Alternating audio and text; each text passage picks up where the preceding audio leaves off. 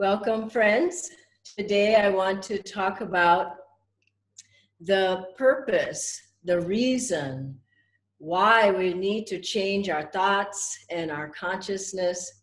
And this is such an important topic for today and for every day, because as we think, so we are. So a person thinketh, so is he. And Yoganandas ji said, there are no such things as problems. There are only possibilities, opportunities, ways to change ourselves. And so when we change our thoughts, we change our consciousness, yes. We change our energy, yes. We change our magnetism, we change our health, we change the circumstances around us, we change opportunities that might not have come, they come to us. We change everything. We change our destiny, we change our karma. We change our life from our thoughts.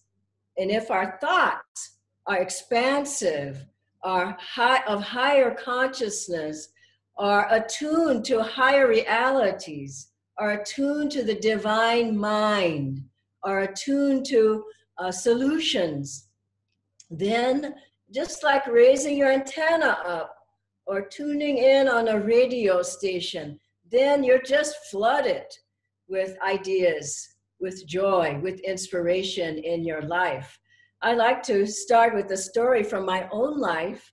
I grew up in a very kind of a rough area in Compton, California.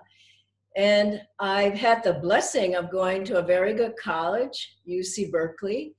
And in high school, I was in Compton, I was getting very good grades. So I went to Berkeley, and first quarter was so difficult. I'm telling you, that was physical anthropology. That was my science elective. And I didn't know one thing from another. It was a huge class, 500 people, one teacher there. And I just felt like I wasn't getting it. And the first test that we had, the midterm exam, my test came back as an F. And I just thought, oh my God, I never had an F in my life. You might think, oh, nice, Swami Dhyana got an F. I got a real F, my exam. And this was before Ananda, of course. And I just knew I could learn. I couldn't flunk out of college. I knew I had 4 years to go. This was the first quarter of college, but I knew I could learn. I had to draw my energy together and focus it and concentrate and become magnetic and study. Now, what did that do? That changed my thinking. It changed my level of thought. It changed my energy level. It certainly changed my enthusiasm level for studying. And when the final came, I had studied so much, and that's where I learned how to use will and put out energy and raise my energy. And when the final exam came, I was so ready for that exam.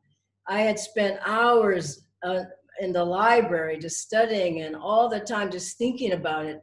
When that exam came, I felt good about the result, but I didn't know for sure. And that night, in the middle of the night, something very strange happened. I thought, oh my God, I didn't put my name on the test. And I was just so afraid I was going to fail.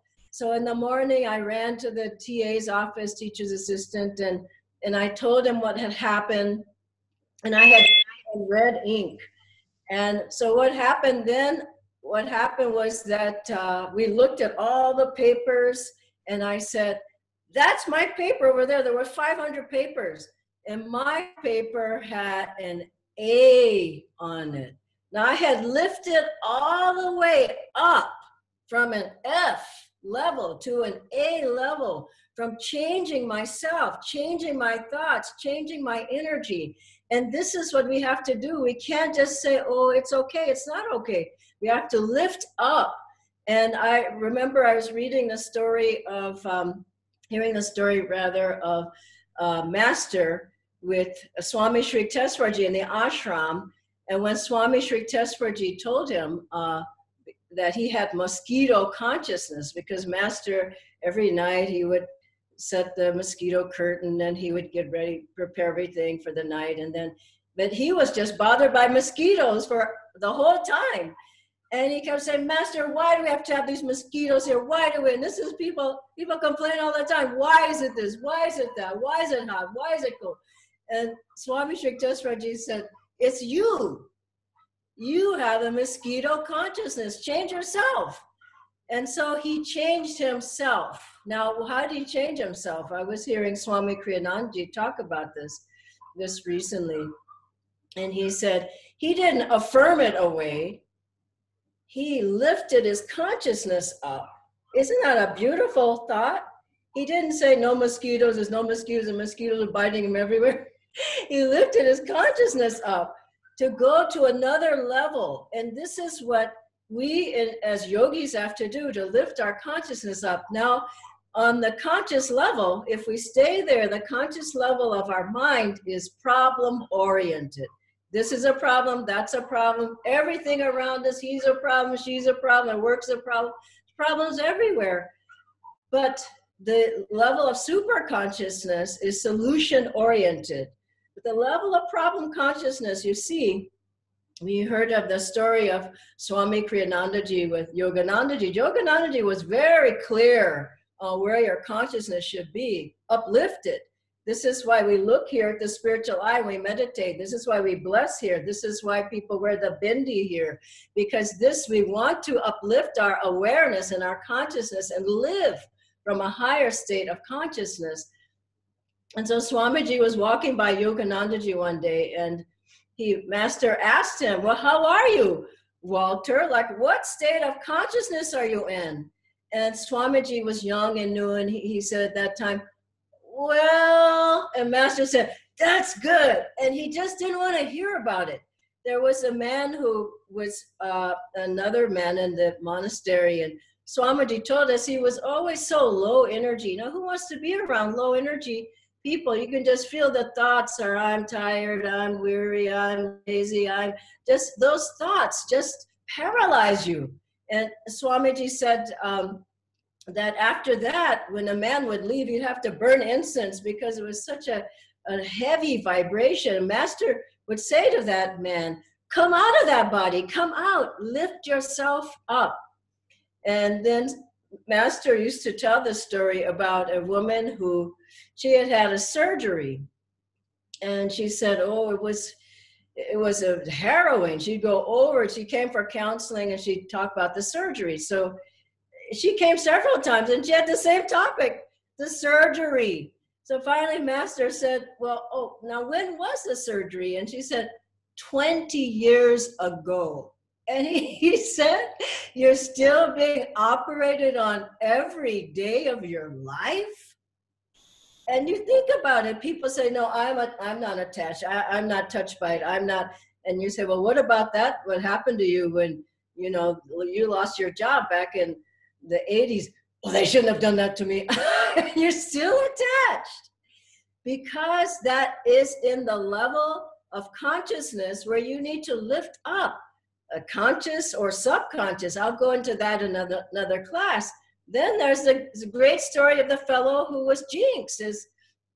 Someone talked about that recently, but he had jinxed himself. Nothing was going right. He was in a low level of consciousness, lower consciousness.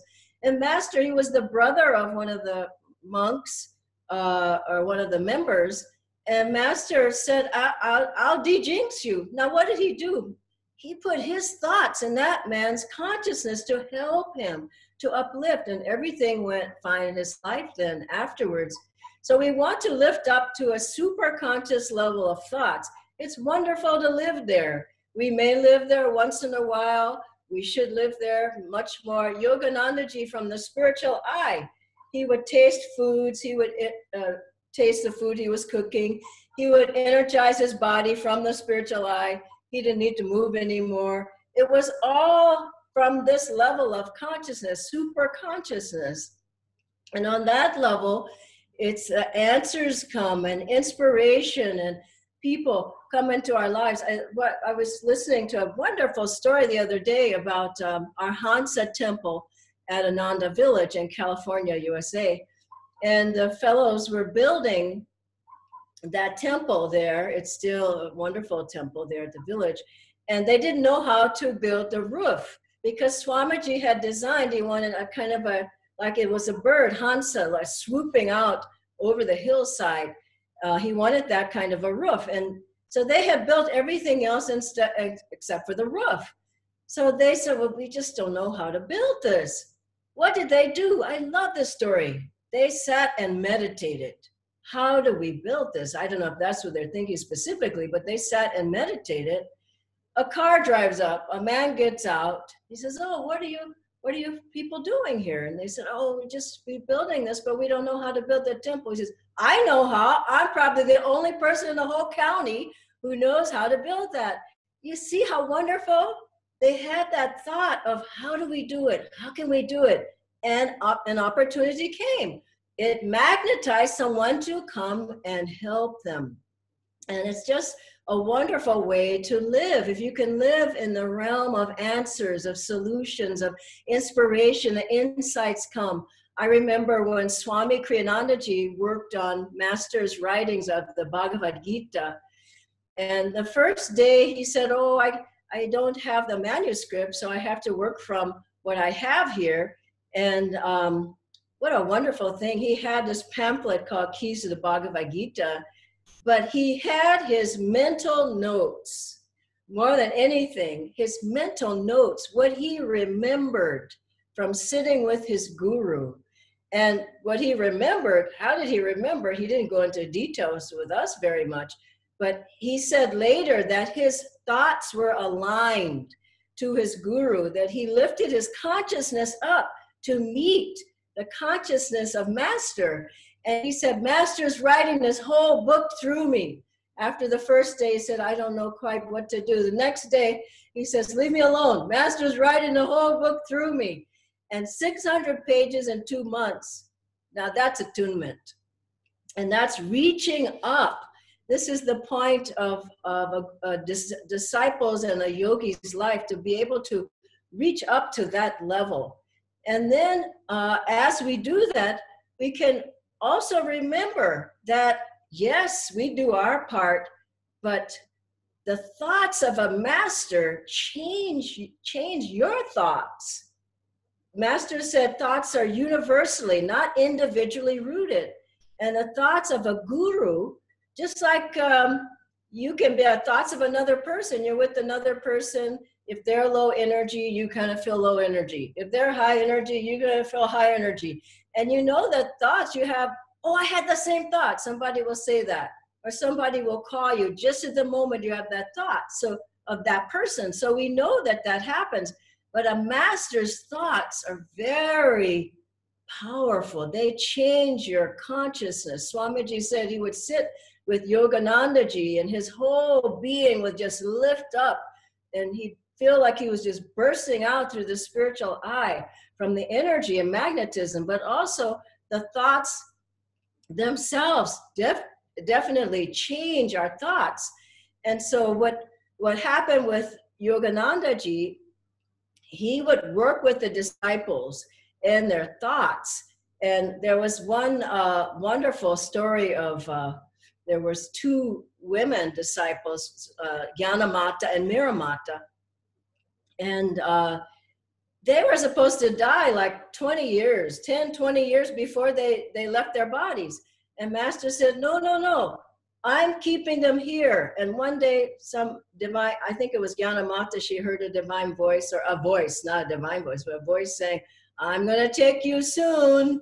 I'm going to take you soon. And she tells Master, and Master said, that's not going to happen. And Master said, I'm protecting them. His thoughts changed the thoughts of the whole planet, not the planet, the universe. It changed everything. And Swamiji said that he had, Triology, he had different astrologers. He said a very good astrologer who told him many things. And he said, now those things didn't happen. many of them didn't happen, and people lean on the astrologer. What's going to happen? They lean on the psychic. Tell me what's going to happen to me. But a guru's power and thoughts change the circumstances. If we can align to those thoughts, it's not positive thinking, it's alignment with God. We're aligning our whole consciousness and being with God. Guru and God are one. And so they changed those thoughts. So Swamiji said, I wondered why it didn't happen. Those things did not happen, many of them. And he said, because the guru's power is far more. I mean, there's no comparison with the guru's power. It's God's power over an astrologer. So he can change the weather, change it, like Swamiji, Master Swamiji told us the story of Mr. Black, Oliver Black. And Master wanted to go for a ride outside. I think this was in Encinitas. It was pouring down rain. Those of you who have seen the movie The Answer, you remember this scene in the movie, very beautiful. And a monk comes to Mr. Black's door and says, Guruji wants to go out for a ride. And he says, a ride? It's pouring down rain. What are we going to see but rain? He said, well, he must know what he's doing.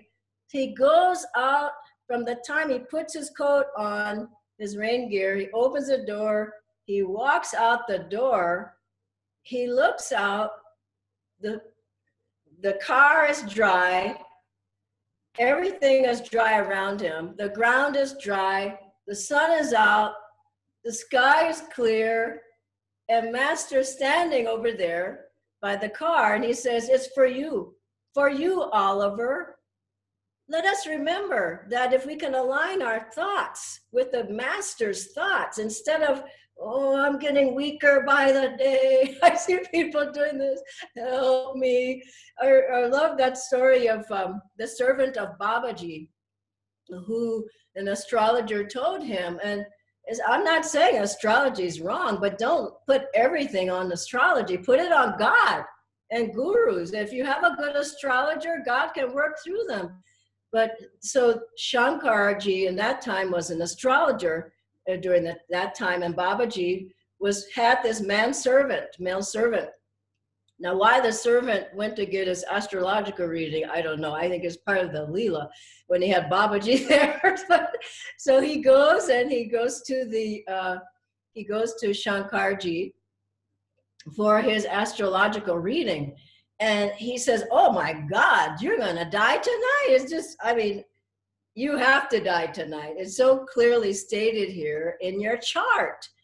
And the male servant, he goes back and he's shaking in front of Babaji. He says, I'm going to die. He says, I'm going to die. And Babaji says, go back and tell him it won't happen. I love that. Go back and tell him. And the guy's shaking and he goes back. He says, my guru says it won't happen. And Shankarji says, if this doesn't happen, this is so strong in your chart. If this doesn't happen, I myself will go and take Diksha from your guru. He's that powerful. So that night, Babaji laid on the disciple. Now, as you can think about it, I thought about that, laid on the disciple, meaning that he put his energy, his thoughts, his magnetism on that disciple. The whole night, there was a lightning storm and there was lightning crashing, striking all around them, everywhere. But he put his aura around, he put his thought of God, he put his consciousness of God, his expansion of God, his oneness. He was the ocean, he wasn't the wave. We're like a wave trying to become. He was already the ocean.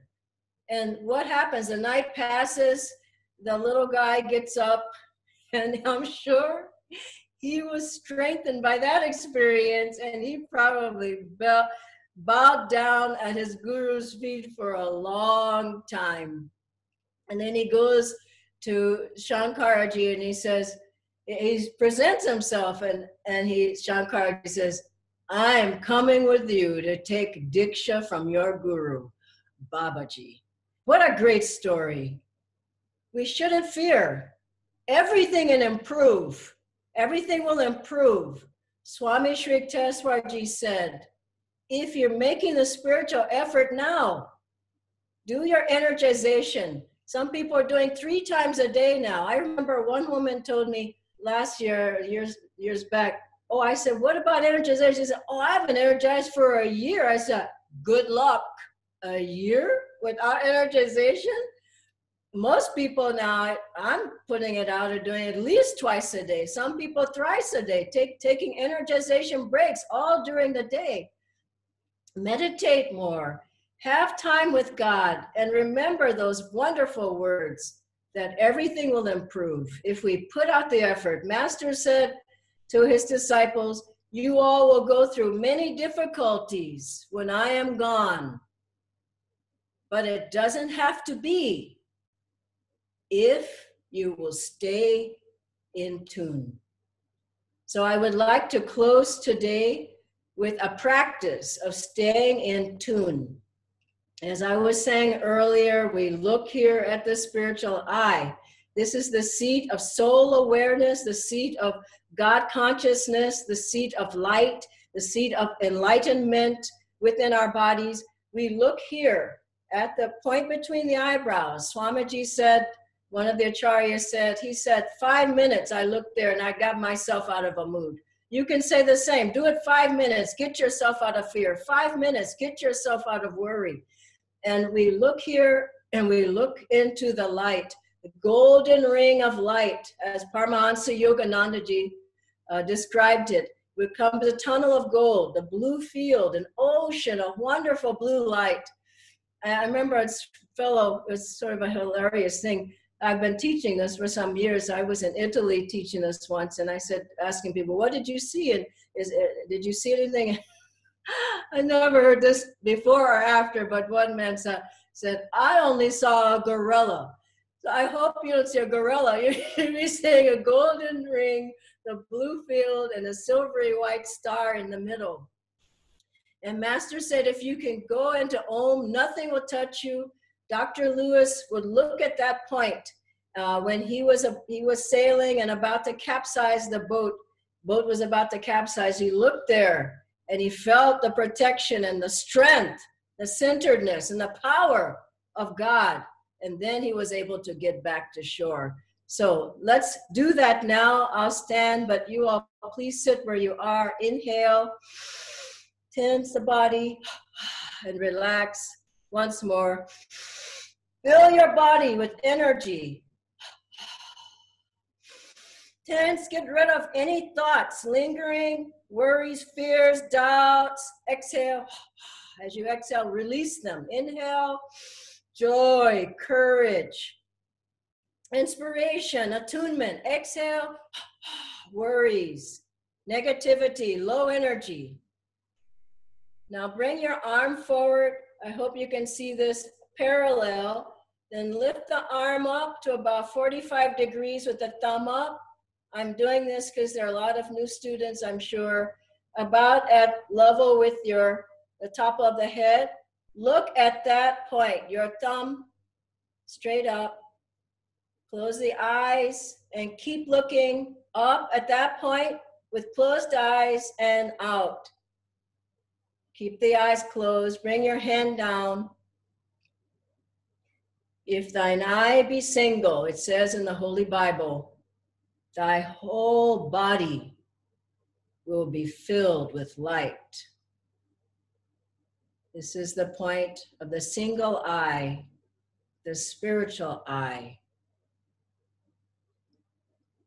the seat of soul awareness and the doorway to contact God.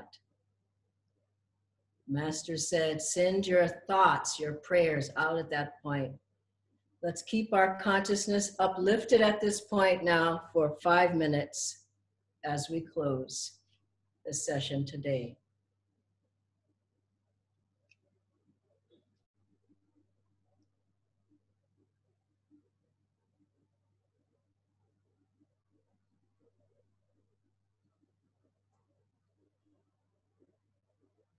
Superconscious level of awareness.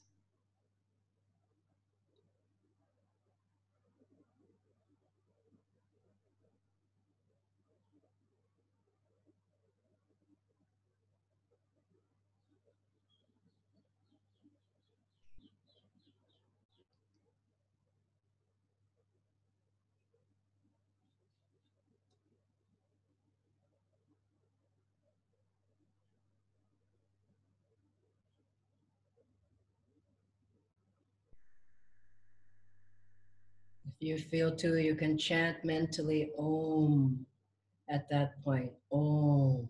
Attuning yourself. Om. With that highest vibration. Om.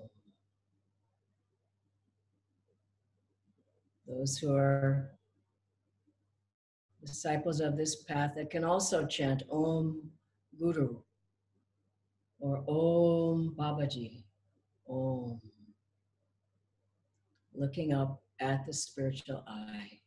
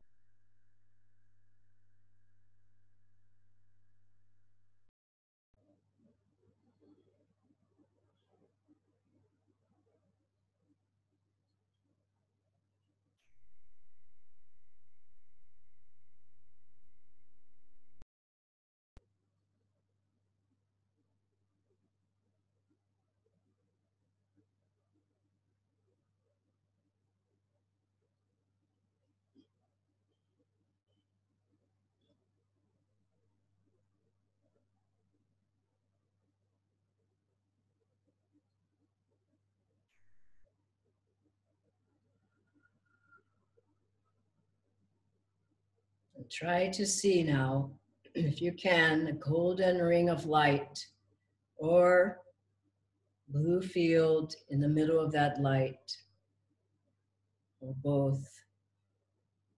If you don't see anything, feel the vibration and energy focus, tingling and opening there, and just enjoy being on that level of awareness and consciousness.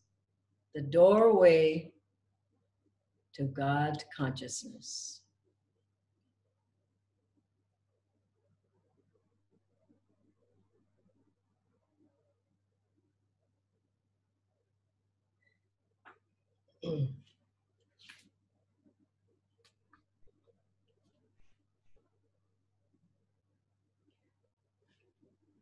I'll close with this brief reading from Autobiography of a Yogi, from the chapter where Master receives his university degree. His guru sang, "Cheer up, Mukunda." Sri Yukteswar's, the Master hasn't studied at all. Sri Yukteswarji's tones were light and unconcerned. He pointed to the blue vault of the heavens.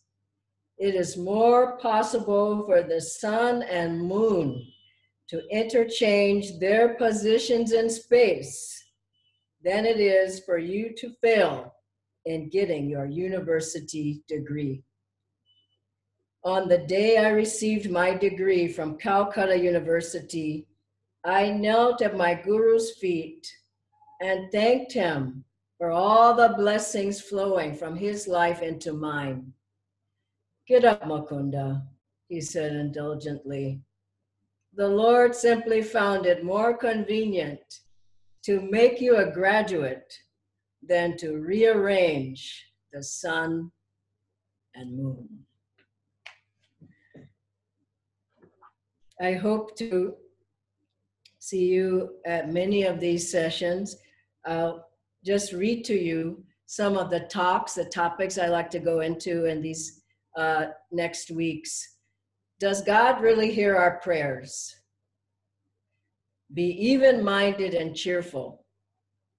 Say yes to life. Go on a worry fast. The courage diet. Environment is stronger than will. True intuition. Guidance from within. Diet affects our thoughts and energy. Gratitude. Choose to be a cause, not an effect. Emotional maturity. Developing inner strength. finding joy in suffering, healing yourself and others, the power of sound and music on the mind, simple living and high thinking. God bless you all. Have a wonderful day. Om Shanti.